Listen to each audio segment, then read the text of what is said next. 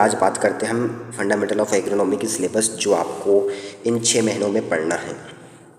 तो सबसे पहला आपका सिलेबस रहेगा एग्रोनॉमी एंड इट्स स्कोप। जो सस्य विज्ञान है, एग्रोनॉमी को हम सस्य विज्ञान कहते हैं। तो इसका स्कोप क्या है और ये क्या चीज़ है और इसका स्कोप क्या है, इसके बारे में आपको इसमें पढ़ने को मिलेगा। सेकेंड टॉपिक आपका रहेगा सीड एंड सोइल। बीज और जो बीज रहते हैं, कितने प्रकार के बीज रहते हैं और उनकी बुआई कैसी होती है, उनकी सुसुप्ता अवस्था कैसे तोड़ी जाती है, इसके बारे में आपको इसमें पढ़ना पड़ेगा सीड एंड सोइंग में। थर्ड नंबर में आता है आपका tillage and tilth. Typing mistake है, टिलेज एंड टिल्थ। भू परिष्करण। भू परिष्करण कितने प्रकार के होते हैं, भू परिष्करण कैसा होता है, भू परिष्करण वाले यंत्र जो आपका नॉर्मल 12th क्लास में था, 11th-12th, वही आपको इसमें पढ़ने को मिलेगा। फोर्थ नंबर पे आपका सिलेबस है क्रॉप डेंसिटी एंड ज्योमेट्री।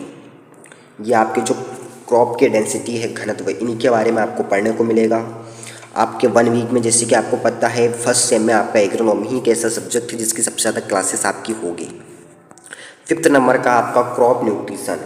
जो फसलों में जो भी पोषक तत्व लगते हैं, जितने भी पोषक तत्व लगते हैं, उनके बारे में आपको रीड करना पड़ेगा, अध्ययन करना पड़ेगा। सिक्स्थ नंबर में आपका मैन्यूअल्स एंड फर्टिलाइज़र। बहुत ही इजी है, जो आपने 11th एंड 12th में पढ़ा होगा। आपको फर्टिलाइज़र और मैन्यूअर में क्या क्या डिफरेंस है, उनमें क्या क्या विभिन्नताएं हैं, उनके कौन कौन से फर्टिलाइज़र होते हैं, उनकी प्रतिशत मात्रा, ये सब आपको इसमें रीड करना पड़ेगा। 7th नंबर में आता है न्यूट्रिएंट एंड यूज इफिशियंसी। पोषक तत्व और उनकी सघनता, उनकी इफिशियंसी के बारे में आपको पढ़ना पड़ेगा। 8 नंबर में आएगा आपका वाटर रिसोर्सेज।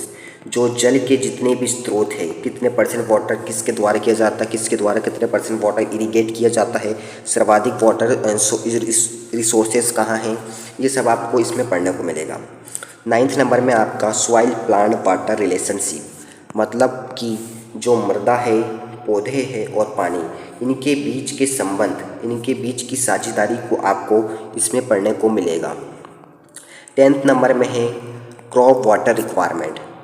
जो आप मान सकते हैं जैसे कि वीट क्रॉप है तो इसको कितनी वाटर रिक्वायरमेंट चाहिए, राइस की क्रॉप को कितनी वाटर रिक्वायरमेंट चाहिए, ये सब आपको पढ़ने को मिलेगा। ये आपका सिलेबस है जिसके अंदर ये आपके सब्जेक्ट्स इंक्लूड रहेंगे। 11th नंबर में रहेगा वाटर यूज़ इफ़िशियंसी। अब हम उन्हें पानी तो दे रहे हैं, लेकिन कौन सी फसल कितना वाटर यूज़ कर पा रही है, उसकी इफ़िशियंसी के बारे में हम इसमें पढ़ेंगे। 12th नंबर में आता है irrigation scheduling criteria and methods. अब हम इरिगेशन तो कर रहे हैं, लेकिन कौन सी फसल में कब इरिगेशन करना चाहिए, बुआई के पहले, बुआई के 30 दिन बाद, 40 दिन बाद, 50 दिन बाद, और उनका क्राइटेरिया क्या है और उनकी मेथड कौन सी, हम ड्रिप इरिगेशन करें या स्प्रिंकलर करें, ये सब आपको इसमें पढ़ना पड़ेगा irrigation scheduling and criteria and methods में। 13 नंबर में आएगा आपको क्वालिटी ऑफ इरिगेशन वाटर। इसके बारे में आपको इसमें पढ़ने को मिलेगा। 40 नंबर का आएगा वीट एंड इम्पोर्टेंस क्लासिफिकेशन। जो आपके खरपतवार होंगे उनके जो क्लासिफिकेशन है, वर्गीकरण और उनकी इम्पोर्टेंस, मतलब खरपतवार के क्या लाभ है, क्या हानि है, इसके बारे में आपको क्रॉप एंड वीट के बारे में आपको इसमें पढ़ने को मिलेगा। 50 नंबर में आएगा आपका क्रॉप वीट कंपटीशन। मतलब जो मुख्य फसल रहेगी प्लस उसके साथ जो वीट रहेगा, मतलब वीट तो होते हैं लेकिन कौन सी फसल में कौन सा वीट होगा। जैसे आपका मस्टर्ड में कासनी होता है, तो आपको विभिन्न फसलें और उनमें लगने वाले प्रमुख खरपतवारों के बारे में भी आपको इसमें अध्ययन करने को मिलेगा।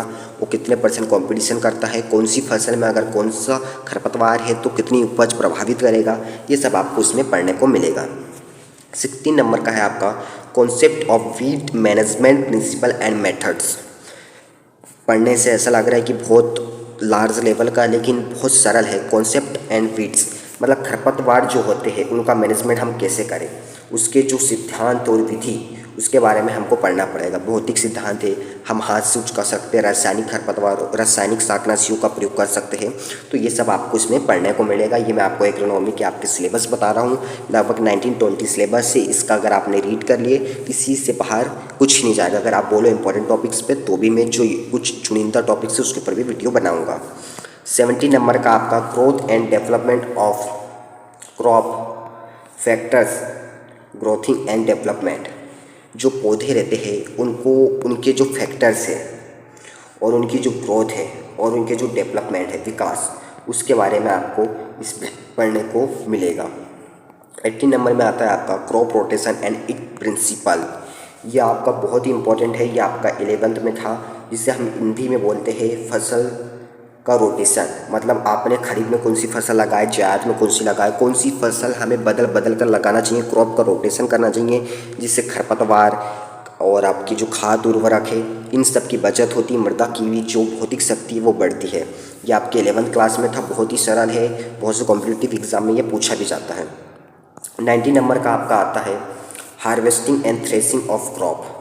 मतलब जो आपकी क्रॉप्स रहती है उनकी हार्वेस्टिंग हमें कब करना चाहिए, कितने परसेंट नमी में, 12 से 10% नमी में हमें हार्वेस्टिंग करना चाहिए, मौसम के अनुसार हमें दिन में, रात में, या किस प्रकार से हमें उसकी थ्रेसिंग करना चाहिए।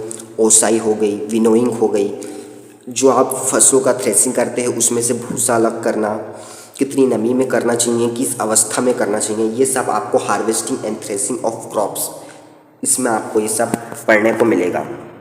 तो आपके 19 टॉपिक्स थे, यही आपको इन 6 महीनों में पढ़ने को मिलेगा। और अगर आप फर्स्ट सेम में अच्छे अपना परसेंटेज बनाना चाहते हो तो एक एग्रोनॉमी ही ऐसा सब्जेक्ट है जो लार्ज लेवल में आपको अच्छे परसेंटेज दिलाएगा, क्योंकि सबसे बड़ा सिलेबस और सबसे इम्पोर्टेंट टॉपिक्स आपका एग्रोनॉमी है, क्योंकि इसकी 1 वीक में 4 क्लासेस होती है, एक प्रैक्टिकल 3 थ्योरी। तो एग्रोनॉमी की ये टॉपिक्स थे और यही आपके फर्स्ट सेम में आएंगे। अगर वीडियो अच्छा लगा हो तो चैनल को लाइक, शेयर एंड सब्सक्राइब जरूर करें। और अदर सब्जेक्ट पे भी आपको अगर इस प्रकार का वीडियो चाहिए तो कमेंट में अपनी राय जरूर लिखिए। धन्यवाद।